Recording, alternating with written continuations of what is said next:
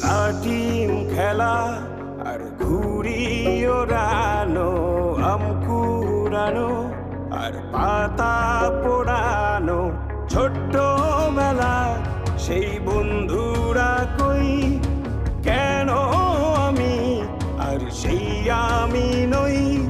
আজ অনেক বছর পরে খুঁজে ফিরি,